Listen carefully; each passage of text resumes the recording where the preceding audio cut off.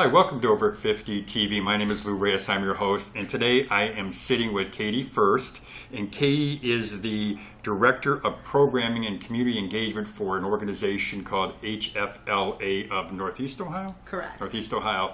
And what we're going to do today is talk about microloans, and I've got a feeling we're going to talk about a lot of other topics related to finance.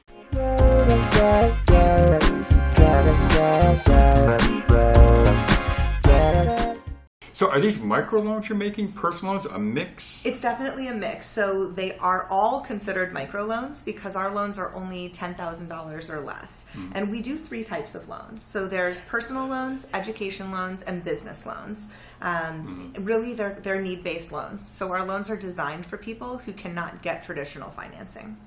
So give me an example of somebody who would come to you that you would make a loan to. So, because I'm thinking if somebody can't get traditional financing, and there's a lot of people that can. Right.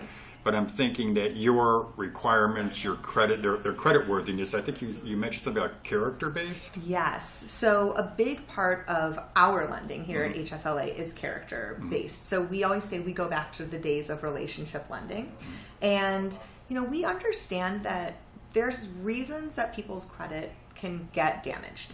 So a big part of our process is, we go through the normal checks. We have to verify your income. We need to look at your credit report, see what debts you have and obligations you have, and also see what your repayment history has been. But whereas that might stop you with a bank or a traditional lender, we would have a further conversation. So I will say probably 70 to 80% of our borrowers do have credit that may stop them from getting financed elsewhere, but we may be willing to continue the conversation. And you find out a lot about people and their situations when you talk about the credit report. We see a lot of people who have had fraud, oftentimes from family members, co-signing things for people and then not paying it, or a son or daughter getting their social security number and applying for loans or accounts in their name and then not paying them. We also see things where maybe a spouse died or a spouse took care of things, or spouse or partner, and then when that person was no longer there, the other person never knew that those accounts even existed and the credit really got damaged. So there's a lot of things you find out through relationship lending. Well, that's why I wanted to have this meeting. It's why I wanted to talk about microloans and introduce the audience to Katy and to HFLA, because many entrepreneurs, many people who are considering starting up a business, they don't have the funds, they don't have the money to start a business, or they're inadequately starting a business. Absolutely. They don't have the proper funds as much as they need. So, but I want to go back to something though you said. So somebody goes to a bank or another kind of a lending institution, right, maybe SBA, wouldn't know. But let me ask you this question, though. Sure. So they go there and their credit score is low, or their income is low. Right. So how do you overcome those obstacles? So great question. With us, when we are pulling their credit reports, we're not even looking at the score. So I'm uninterested in whether you have a 580 or you have a 720. What I want to see is what's on there, like what the actual meat of the credit report is. So that kind of automatically eliminates that barrier. Income-wise, that's an interesting one, because oftentimes I feel that banks and traditional financiers are looking at your gross monthly income.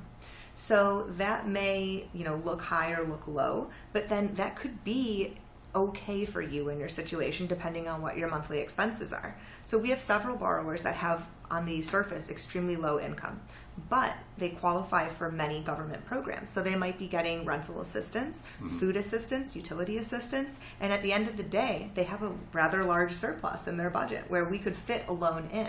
So it's all situational. I always tell people our loans, the criteria is not black or white. It's always operating in the gray area. Now, when you say fitting a loan in, though, are you talking about that they have enough surplus income that they could afford a payment? Yes, cash flow wise, they have enough cash at the end of the month in their budget where a loan payment could go in and not put them into the red. Well, let's talk about something that I don't think we've even mentioned, which is your loans are interest-free. Yes. And I think that's real important for everybody to know. It is really important. They're interest-free loans, and how do you do that? Well, let me go back a little bit and talk about our history. So as you know, HFLA has been around for 115 years now. We were founded in 1904 with 5 5 Jewish immigrants who came to the Cleveland area. They were lucky. They were able to support themselves and their families. But they saw immigrants coming here who had no ability to do so. So people were coming here and essentially, brought right into poverty. And they decided to pool together $501 and start making these interest-free loans. So in Jewish tradition, the highest form of charity is to empower someone to help themselves. And that's exactly what an interest-free loan does. It empowers you to fix your own situation by paying back that interest-free loan, which in turn will help others. So our original $501 has now grown to assets over $1 million and is out on the street in the hands of the community. So you are definitely, walking the walk. Absolutely. I should say. Right. We're a nonprofit, so we don't make any money on these loans. The goal is simply to empower others. And another thing that you said, and it's funny that we're talking about this now, is that you said your loans are not funny, but you said your loans are character based. Right. And so you're not looking at the credit necessarily. Well, it's one factor. I would say, it's relationship lending. So part of we do have to see the ability to get paid back. They're not grants, right? They're loans. Yeah. But the character weighs in heavily. So what kind of businesses are you loaning to, though? It's a lot of startups and often a lot of food-based businesses because those tend to be deemed risky. So when you say they deem to be risky, so that regular lenders, normal lenders, aren't always going to touch those loans and make them, whereas we are going to be more sympathetic to the plight of that business owner, and we're going to look at their individual drive and their projections and where are they putting the business. Does it make sense? Do they really have a niche that they're going to hit, and is this potentially going to be successful? Well, tell me about a food company. It's kind of interesting because you and I talked about it off camera, and then we were talking about it about a few different people. Can you tell us somebody that is a food-based business who you've loaned to and maybe a little bit about their story? Yeah, absolutely. So behind us is a photo of Unique Younger. She is the owner of Unique's Passion in Cleveland, and she's got an amazing business. It's almost like an edible arrangements type thing. But her goal is to really bring healthy food to the community where that food might not be accessible normally. So she's been going to different community events, and she has these beautiful fruit bowls she made for Valentine's Day and different holidays, chocolate dipped strawberries and different arrangements. And they're really priced very nicely, so where almost anyone can afford them. When Unique came to us, she's been working with everyone in Cleveland. She's one of the hardest working entrepreneurs I've ever seen, and Good. But unfortunately, she was unable to get financed even through another lender in the Cleveland area. However, that alternative lender recognized that she had something special, and they referred her over to us. And what we saw was that if we were able to help her on the personal credit side of things to start building her credit back up, she would eventually be eligible for different forms of financing. So she had a personal loan with us to clean up some issues on the credit. That was paid off successfully, and her credit significantly increased.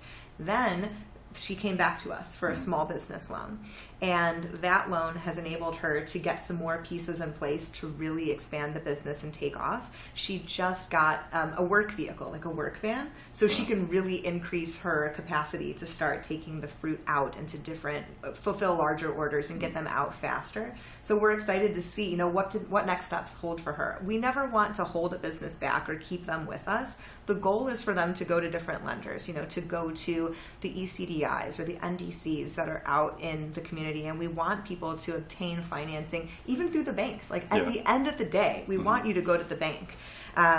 It's just a matter of getting people ready to get there and kind of giving them the opportunity. So it's just like seed money, basically, to get these businesses started? Essentially, yeah. Seed money that you pay back to help the next person. Now, when you do this, though, are you looking at their business plan? Oh, absolutely. Looking at their financials, if they have any financials? Yeah, so for businesses, that's critical. And I always tell businesses the two most important documents you're going to give to me are your financials and your business plan, so that you should know those. I do encourage people to get help working on those, but know your numbers and know your documents. Don't turn them in and expect that we just go through it blindly and don't ask you any questions. There's going to be questions at our loan committee. So how much of a history are you looking for if you're looking at financials? Well, a lot of them are going to be just projections because these are startups. So there's not necessarily a history on everyone. But we'll look at personal finance history. So we're going to ask you for your last tax return that you filed and your bank statement so we can see what kind of cash flow is going on.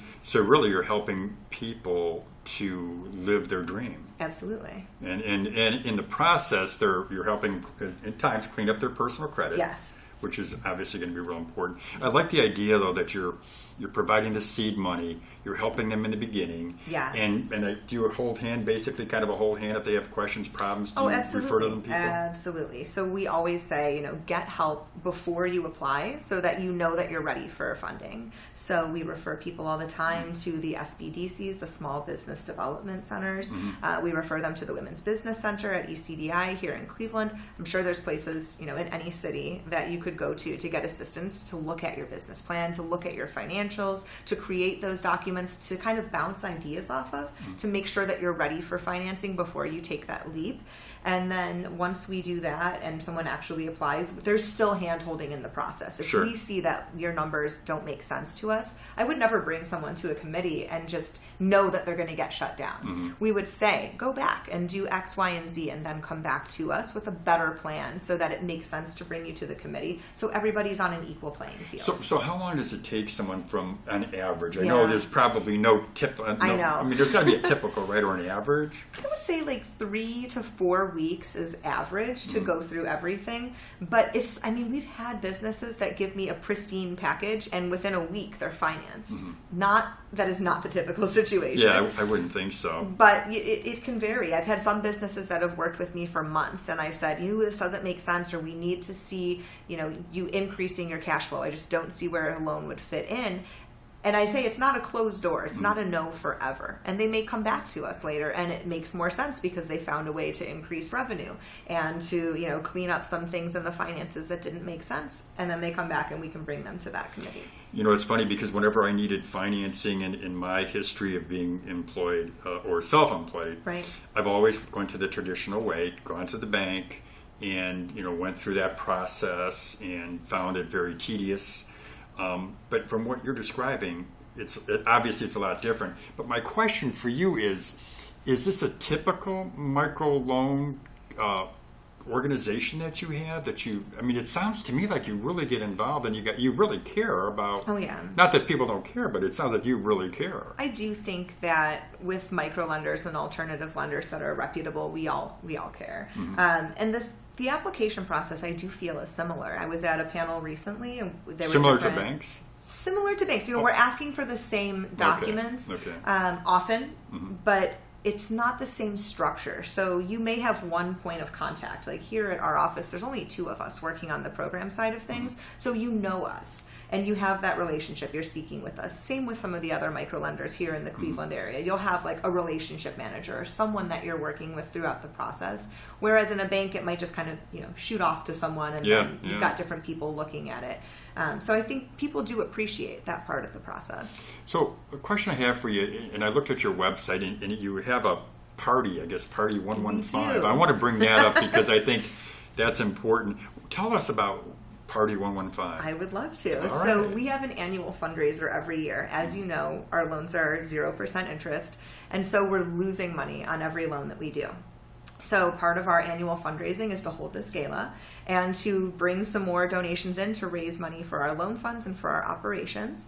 And so we're celebrating 115 years of existence and 115 years of interest-free lending with Party 115, which is going to be November 9th at the Silver Grill at the Higbee Building downtown. Tickets are available on our website, interestfree.org. That's a commercial for you. But no, I'm glad you're telling us. Yeah. So next year it'll be 116. It would, yes. Wow. It just changes every year. So. If somebody does want to contact you, what number can they call? Oh, absolutely. So they would just call 216-378-9042, or you can email team, like football team, at interestfree.org. Good. Well, thank you, Katy. And again, please, if you're interested in the microloan program, if you're from Northeast Ohio, please give Katy a call. And this is Lou with Over 50 TV, and I thank you and have a great day, everybody. Thank you.